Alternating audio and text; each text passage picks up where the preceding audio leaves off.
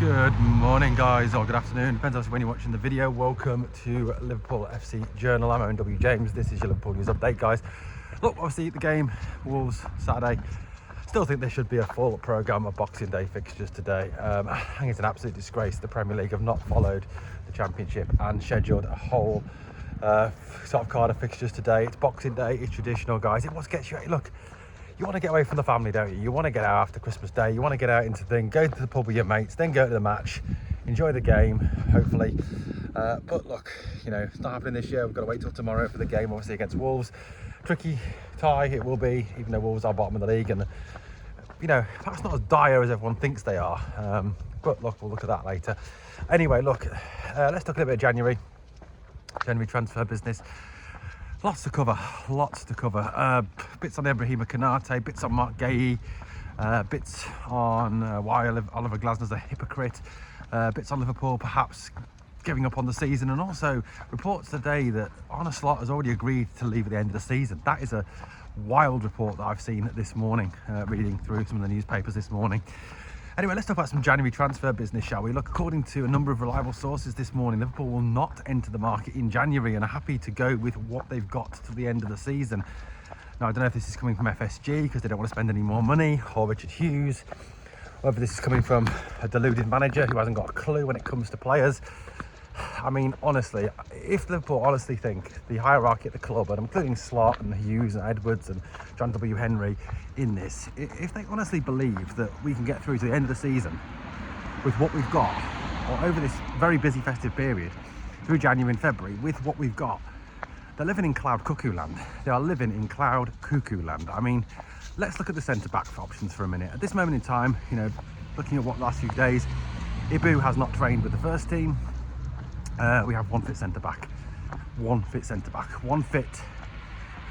That is it. That's all we've got. We've got Virgil van Dijk. Obviously, Joe Gomez is injured. Leone is out for the season. Konate not fully fit. I mean, what does the manager plan on doing? Endo's not fit. I mean, Endo's a backup option at very best. What do you do? Play Gravenberch in there, which takes out the midfield, which is just ridiculous. Play Robbo in there. He's not a centre-half. Play Leone in there.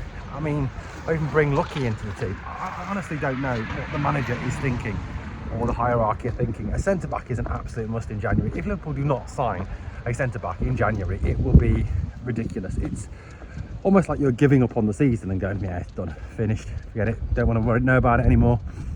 Maybe that links to the report about Arne Slot leaving at the end of the season. I don't know, but you know, it's ridiculous. Also, you know, you look at a situation where Alexander Isak is out. Probably, I mean, look, realistically, he's gone for the season. I mean, yes, he may be back at the end of the season, but he will not be fit or in a position to play. So, I mean, that gives us one fit centre forward. I mean, realistically, at this moment in time, going into January, you're like, yeah, great, Cody Gakpo's back. Wow, Mr. One Trick Pony's back. But look, Salah's at AFCON. Isak's not fit. The manager won't play Rio and Gamoa, which we're told is the reason why we didn't sign Antoine Semenyo, was because Liverpool had not had other options, which are now looking like it was a lie. And they don't want to put anyone in Rio's path. Well, the only person in Rio's path is the manager. So, I mean, that comment the other day that he made that, you know, Rio's played the most minutes of any 17-year-old in the Premier League. He might as well have said he was the most player who played, called Rio, who's played the most minutes of, you know, it's a ridiculous claim, a stupid comment from a manager who just talks shit all the time now. I mean, I've lost all respect for the guy, 100% lost respect for the guy. He's, you know, his football's dire. I mean, Chiesa, he won't play Chiesa. Reports yesterday from David Ornstein that Chiesa's been put on a personal fitness programme. He's been made to train alone. Well, there you go. He ain't playing then, is he, this weekend against Wolves?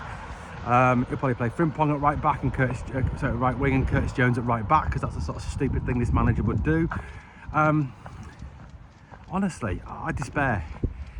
If we're honestly going to come out this January transfer window having signed absolutely nobody, not even try to get someone in, you know, like Gahey, like Bastoni, like Schlotterbeck, like Ordonez, you know, someone of that calibre, it just beggars belief. It absolutely beggars belief. You know, no attacking options when we've realistically got two fit forwards to go through January with, two. Because you can say we've got four with Rio and Chiesa, but he ain't going to play them, guys. So let's get this right. He ain't going to play them. So, you know, let me know what you think. I just think it's a joke from the club. I think it's a joke from the manager. I think the manager is a joke, if I'm being honest with you. But there you go. It's a situation that just, you know, you can't look at it and say that it makes any sense whatsoever. Also reports that Mark Gahey is likely to stay at Palace in through January, doesn't want to leave mid-season. This comes after it was revealed yesterday that Oliver Glasner, who made Mark Gahey stay at Palace, has now planned to leave Palace at the end of the season and will be out of contract and will not renew his contract. I mean, honestly, the guy is a massive, huge hypocrite. Again, someone we've lost all respect for as a person. What a joke. What a joke. So yeah, I mean, that's what it is.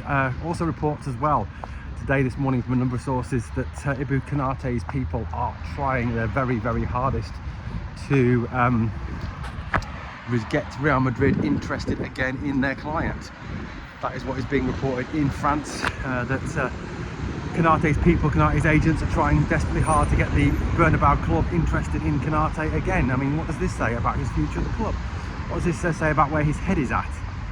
You know, again, we've got to take all these stories with a massive pinch of salt. Of course we have, but what does that honestly say? You know, that if that is the situation, that his agents are trying to get people interested in their player, does he really want to sign? You know, where is his head at? It's ridiculous. It's utterly ridiculous. It's a disgrace. Needs to be addressed, I believe. Because Ibou's been awful this season. Genuinely awful this season. So I think that's another one that's a bit of a worry, a bit of a concern going into this, especially with the options at centre back being so, you know, down. Lack of centre backs, complete lack of centre backs there. Honestly, guys, I do not understand where the club's head is at this moment in time in terms of transfer business or where they see the season going. Now, this could of course come on the back of a report that was made. Apologies for the traffic noises in the background. Fucking Coventry, hate the place. You know, the reports that were made the other day that Slot apparently has, the club are planning on terminating his contract at the end of the season, barring a Champions League victory, which I think is very unlikely this season, to be perfectly honest with you, given the way the squad is looking for the rest of the season. So that is a report that is going in. The club and Slot will agree by mutual consent to part ways at the end of the season. That is a report that has come out today. Now, look, I don't know whether there's any truth in that. According to reports, he was pretty close to the sack after the PSV game, but it was Liverpool looked at the interim candidates for the end of the season and didn't like what they saw. I mean, obviously Gerrard was probably being considered. Other than that, I'm not quite sure who else was out there. So I can kind of see why they didn't pull the trigger at that point. You know, probably wanting to have someone into the end of the season so then they can make an informed decision this summer. But it is a report that is doing the rounds. Now, personally, I think if Liverpool finished this season without winning a trophy, having spent over £500 million in the summer, yes, we did recoup 260 million in sales. I get that. But if, honestly, the club finishes the season without winning a trophy, for me, Slot's got to go. He has got to go. You cannot take a team that won the title, you cannot pull that team apart, destroy Jurgen's brand of football, which is what he's done. I mean, he won the league with Jurgen Klopp's team. He won the league with Jurgen Klopp's brand of football, with the muscle memory from playing for Klopp. Yes, the one thing that he did do that kind of, I think, makes a difference from the Klopp era was he kept the players fitter. And that's sort of an area he kind of used the players in a different way. So, you know, one thing I think Jurgen always suffered from was burnout with his players and injuries with his players. So, you know, that's probably why, you know, Jurgen didn't win the title, but Slot managed to with the same team, with the same tactics. He's then pulled the team apart, changed the style of football to one of the most dull, boring, predictable, easy to play against styles I've ever seen in my entire life, and destroyed the team. Destroyed what Klopp built. I mean, Jurgen must be, I don't know what Jurgen must be absolutely embarrassed by what he sees. Just won't say it, obviously, because he's a professional guy. So yeah, this report that Slot could be gone at the end of the season, hey, let's hope it's true. I really do. If Liverpool do not win a trophy this season, he's got to go. He has got to go. And I don't really want to hear this other stuff about, oh, it's a transitional season. No, it's not. It's not a transitional season. And Richard Hughes and Michael Edwards and Arne Slot said as much at the start of the season. The comments, go back and look them up, guys. This is not me making it up. This is genuine comments at the start of the season were that Liverpool were building a squad to compete on all four fronts. So rubbish that this is a transitional season, building for the future, yada yada yada, which is trotted out by some of the happy clappers within our fan base, the slotites. Is just rubbish, absolute unadulterated lies, rubbish and bullshit. And if you honestly believe that, give your head a wobble, go and support Tranmere, because that's your level, lads. Right, look, today obviously, look, that's where we're up to with transfer news, speculation, rumour, counter rumour, stuff like that. Wolves, obviously Saturday, home, Anfield, huge game. Wolves will come and make it as difficult as possible. Wolves aren't as bad as a lot of results make them look like, you know, and the fact this squad is down to the bare bones is going to be major. Because, you know, look, fully fit Liverpool with all their options, everyone to pick from, wins this game at a canter, wins this game easily, even this season. But this Liverpool at the moment, the way we're playing, the style of football we're playing, the lack of options, for me, just leaves us diabolically short, you know, in a number of places. Obviously, no worrying about Konate, if he's fit, not fit, we don't know. We've got to hope that he is.